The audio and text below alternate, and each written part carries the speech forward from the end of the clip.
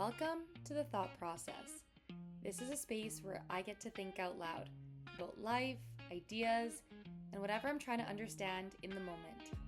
I don't always have answers here, just honest thoughts as they unfold. I'm so grateful you're here. So, let's dive in. Welcome back. Today, we're diving into lesson 9 of 30 Before 30. Being present is priceless. Now, this topic has definitely become a hot one since the pandemic. And I know we don't love talking about the pandemic, but unfortunately, that's when a lot of shifts happened, especially in the world of social media. TikTok became huge, influencers became a thing, and our need to be online shifted because we couldn't be together. And there was definitely this time in my life where I thought posting everything I was doing was cool and on brand. But as I got older, imposter syndrome became way more evident. And for those that don't know what imposter syndrome means, it's exactly as it sounds. You are looking into someone else's life or looking at what they're posting and feeling as if you are not enough as who you are right now. So you feel like you should be at XYZ. You should be making XYZ because this person makes XYZ, or you should be doing something because this person is doing it. You feel like who you are is not enough. And obviously that's not okay. And there was this constant need to keep up with the Joneses, like to be on trend. Even to the point where being yourself didn't feel like enough because of what everyone else was posting. Or was that just me? Because, it's crazy because I hit this realization in my mid 20s. How old was I when Instagram came out? I feel like I was like grade 11 when Instagram came out, and no one knew how to use Instagram. Like, it wasn't this thing. It started off as this cool, like, hipster thing that, like, it was kind of the same idea as like MySpace or Tumblr, where you would use it as a place to post pictures and very like artsy fun pictures. I remember when I am so late to the social media train on everything. I was late to Snapchat, I was late to Instagram. I just didn't have an interest in any of this. And maybe this is also why I'm coming back to this truth now as I enter the next decade of my life. I feel like it's just kind of bringing me back to who I want to be and who I am at the core, and does this really align with my values? Like the more you go down those rabbit holes of TikTok, what are those influencers? What are their values? Like, are they still aligned with, what they originally went on there to do? And these are just really big questions that, to be honest, I don't have the answer to. And but what I am here to talk about is the lessons that I've learned from going down these rabbit holes and having these thoughts. And so I'm going to talk about them. And one of those thoughts is being present. And at the time in my 20s, when all this was happening, I didn't understand what social media was doing to my quality of life until my friend group started changing. And obviously, your friend groups are constantly changing, but you don't really, I feel like you don't feel this until you are a little bit older as an adult. And let's say these friends were from when you were younger. If you grew up with the same people always, and then one day they're no longer there, it makes a huge difference if you are still seeing them on social media, but they are no longer in your immediate circle. And because of social media, you still feel this pressure to keep up with them. And I truly think that's not healthy. Like, if someone has exited your life, it's usually for a reason. And especially if it didn't end well.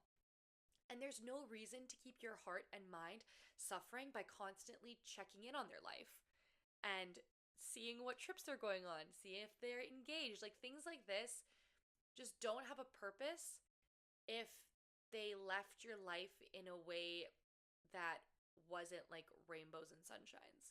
I'm not saying this is for everybody, but definitely for me, it made me reevaluate what social media meant to me and how I was using it as a tool for growth and a tool for friendships. Because to be honest, it's a great way to keep in contact with friends and keep in contact and, you know, learn things on social media. But also, there's this very fine line between learning and then kind of feeling like you're getting roped into the toxicity of it. And so it's really interesting, this mindset shift, because it actually didn't start with me, funny enough. Um, this mindset shift actually started with my partner. So in our household, he actually started this shift.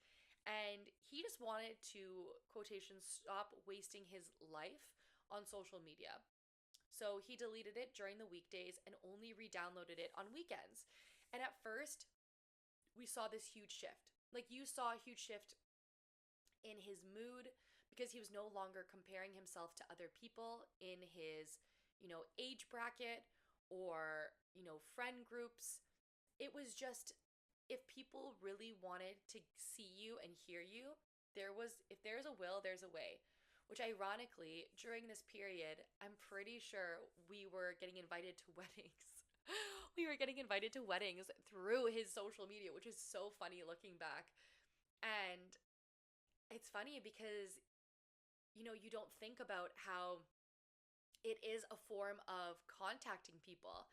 And so when this happened, I remember it was like a month or two later, and someone said, "Oh, yeah, like we were trying to get a hold of you on Instagram, trying to get your new address." And both of us just thought, we're like, "What? Like, when did we ever think that, these things, especially if they don't live in the same place as you anymore, and like phone numbers have changed and everything?" It's just funny. So to get back on track, he one day decided to completely get rid of it. Okay? Like, completely just, I think he ended up deleting his Facebook. He got to the point of not permanently deleting his Instagram, but just deleting the app. Like, he just didn't want it on his phone anymore. And he lasted almost a year, which is honestly pretty impressive because we are so addicted to our phones. It is ridiculous how dependent we are on them, and especially as an adult working in the education system, someone who grew up in, obviously grew up in the education system, but going through it for myself and then seeing how kids are now and how dependent they are on these mini phones in their pocket, I'm like, wow, that is not what it used to look like for me, because nobody had that growing up until high school. And so again, when all of this happened, it was so it was like he was like a mini experiment in our household, because eventually he got his creativity back. He got into his mojo. Like, he became this renewed person. And then as that year came up, he really got this inkling, this nudge from his intuition to start a Instagram account about books. He is a lover of books. When I say a lover of books, I swear, like, I feel like one day in our home we're going to have the equivalent of probably like a public library. Honestly, we probably do. In our current living situations, we do not have enough room to hold all his books. So his books are half in his parents' house and half in our home. And there's just so many. Anyways, off track. So once he decided to create this Instagram account around books, he obviously had to re download Instagram. And let me tell you, it was a slippery slope. And I know this very well because guess what? We've all been there, you know? We've all been there where we're like, okay, you know, we're going to quit something cold turkey. And then one day, it creeps back into your life.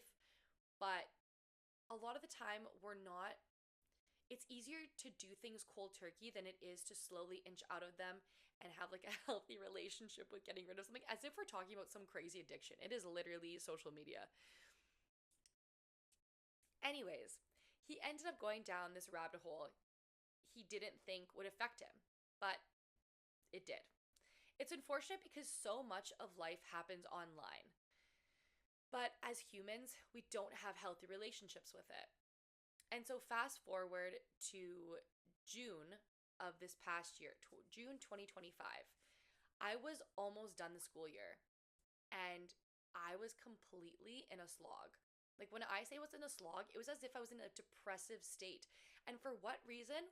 I couldn't tell you. Like summer was almost here. Our summers are amazing. We have such hot, beautiful, summers.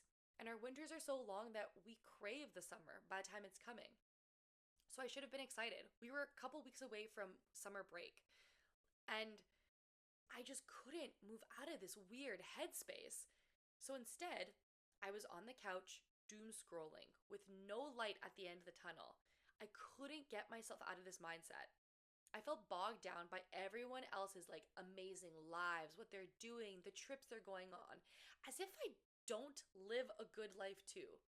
Like I think that's crazy. Like our minds are so easily tricked into thinking that something is not true or is true. Like either way, right? Like not true in the sense that I don't have a good life, but my mind is so easily tricked into the fact that I think someone else on social media has a better life because of some pictures they put on that God knows if they are not even fabricated, but if they are, being posted or created in a very certain way. And usually they are. Usually it is, you are like creating an image, right? And so it's funny because I've talked about this before, but as I'm doom scrolling, I come across the Tara Brunette mindset. And I talked about her before, but she was doing a clarity cleanse starting in July. And I was like, you know what? I am being so called to this and I am 100% going in. Like I want to be in her membership. I want to be part of this challenge because I need this. This is something that I don't know why, but it's taking a toll on my body. So, when July 1st came around, I decided to join the Clarity Cleanse. I deleted all social media, just cold turkey. It was so hard. Like when I say it was hard, like I imagine this is what it's like when people who are addicted to something are like coming off something. Like it was actually ridiculous as to the point of which I I felt like I needed social media to live. Like you don't realize how much dopamine you are getting from that simple act of scrolling, of being on social media, those 5-second videos. That was so ingrained in me for so long that going cold turkey was really difficult. Okay? And part of going cold turkey meant that I, wasn't going to do the whole delete it on weekdays, get it back on the weekend. No, like there was no weekend. There was only 30 days, okay, or sorry, 31 days and no Instagram. No Instagram, no TikTok, no, oh, I didn't even mention TV. I decided to stop watching TV as well. That was the hardest part because then you really have no kind of no way of like honestly shutting off your brain, which was interesting. That was one of the things that came up. Why was I trying to shut off my brain? Isn't that a crazy thought? Like, we don't realize why we're actually doing something. And so while I was going through this process, I it sounds like I went like ayahuasca or something. I did not. It was a crazy time because it went from being so overstimulated at work, at school, to completely nothing, to not having that out of getting to watch TikToks or, like listen to someone's voice. But at the same time, it was one of the most rewarding experiences I've ever had because I had during that month so many self discoveries, all because I was off the grid. So at the time, in July, when I said that I wanted to delete Instagram and all my social medias, my partner went and did the exact same thing. And it was just so rewarding. It was so rewarding because that month we took our 2 dogs on a cross country road trip. We had so much fun. There were so many moments that would have been cool to post for sure, but that's what made them special. They were just for us. These moments were priceless because we were present. And I think that was the first time I really understood that presence does not come from doing more. It comes from being here for what's already happening. And that seems like such a silly thing to realize because it's like, oh, well, like, didn't you know that? Like, don't you meditate? It's like, okay, fine. Like, yes, I understand meditation is being present, but this is being present in a different way. You don't understand the gratitude and joy that you can feel from actually being present in a moment that you usually are layering on top of grabbing your phone to post it on Instagram. Oh, just kidding. I got distracted because someone else posted something on Instagram. Oh, she got engaged. Oh, there was somebody got a dog. Oh, someone had a baby. It's like your mind forgets that you're watching your two dogs swim in a lake with life jackets. It was so much fun to the point that I have these vivid memories that in my head look like mini videos because those are the moments that I'm never going to forget.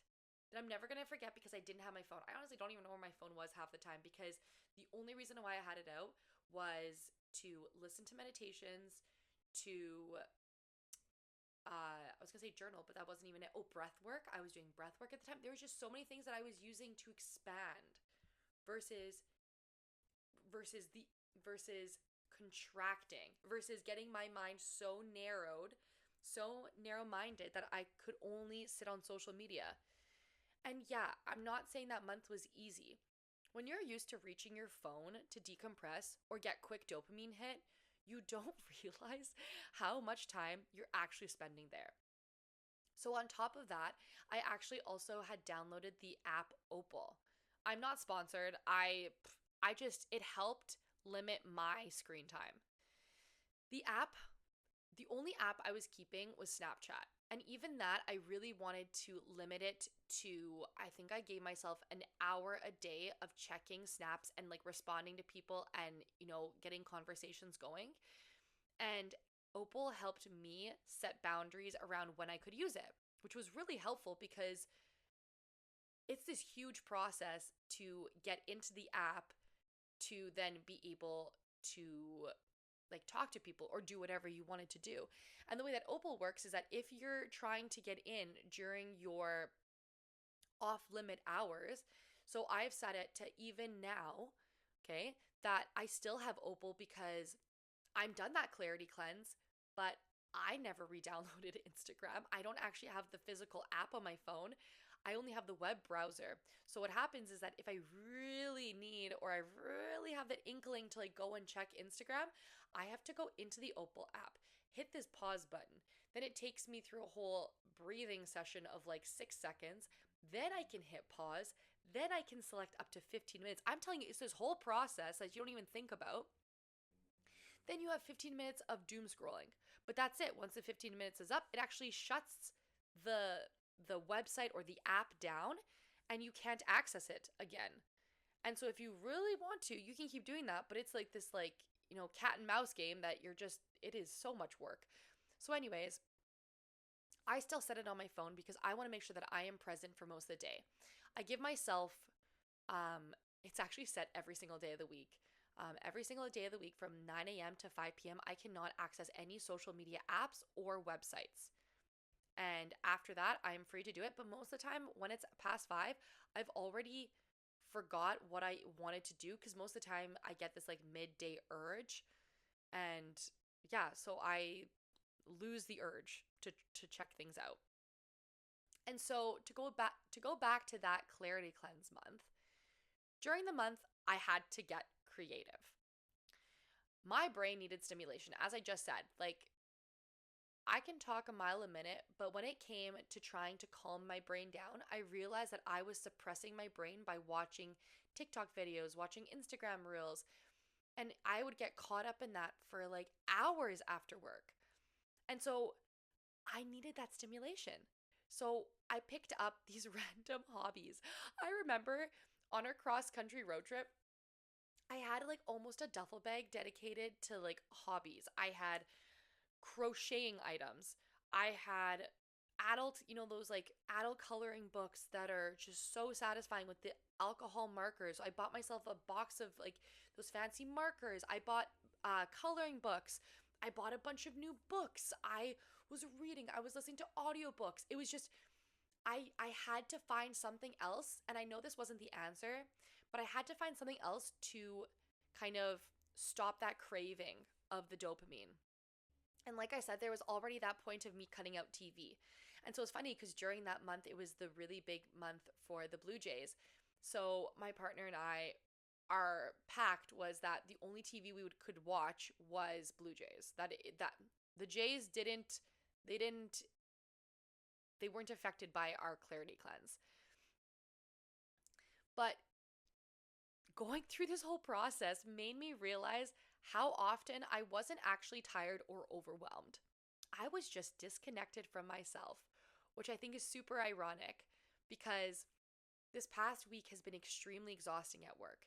And my first instinct when I get home is to what? It's to melt into the couch, turn on a Hallmark movie. It's my guilty pleasure these days. And just melt, like literally just melt and just try to like suck all of that exhaustion out of my head, but that doesn't work. So I started to come home and mentally rehearse how I'm going to get into comfy clothes. I'm going to make myself a really warm beverage when I get home, and then I'm going to grab my coloring books and my markers, and I'm going to go straight into coloring and markers because or coloring with markers because that helps me decompress, and I actually feel so much better after versus me just sitting on the couch and losing 3 hours after work. This is like 20 minutes. Sometimes I put an audio book in the back, sometimes I listen to like a podcast, but this is my time to decompress in a healthy way. And so that month taught me that awareness is everything. Awareness of my thoughts, my habits, and where my attention was really going. And throughout that month, I realized that I have so many photos and videos that don't need to go on Instagram because they're for me and they're for the memories that I get to hold. And so the last thing that I wanted to share is something that really stuck with me. After that month offline, I told a few friends what I had done, like what I had challenged myself throughout the month of July. And one response really shocked me. One of my friends said, "Wow, I'm surprised you were offline for a month. I feel like nowadays you have to post to really be part of society. I don't think you could really function in society by being offline or off the grid." Like, am I the only one that heard that? I'm like, I was shocked because that really stayed with me. Because after July, I didn't go back to how things were. I still check, like I said, I still check Instagram occasionally. And again, always like through the web browser because that is like, it's funny enough because that's going to be another topic, but about boundaries. And I feel like control is such a big thing of social media. And for me, I feel like I take my power back, even though I am giving my power to Instagram through going on the web browser. I feel like I'm taking a little bit of my power back by not having an app that is constantly reminding me that I should be on there because it doesn't run my life anymore. And I've learned this: being present with friends, your family, your partner, that is priceless. Those moments when your phone is nowhere to be found and your partner or your friends are frantically texting or phoning you because they have no idea where you are, because you've lost yourself in a book or you've lost yourself in a tea party with other friends. Those are the moments that we should be living for because you can't put a price on the limited time we have with the people we love on this earth. So, if nothing else, let this be a reminder that presence is always available to you, even in small moments. You don't have to document your life to be living it. And as always, I'm really grateful you're here. Until next time.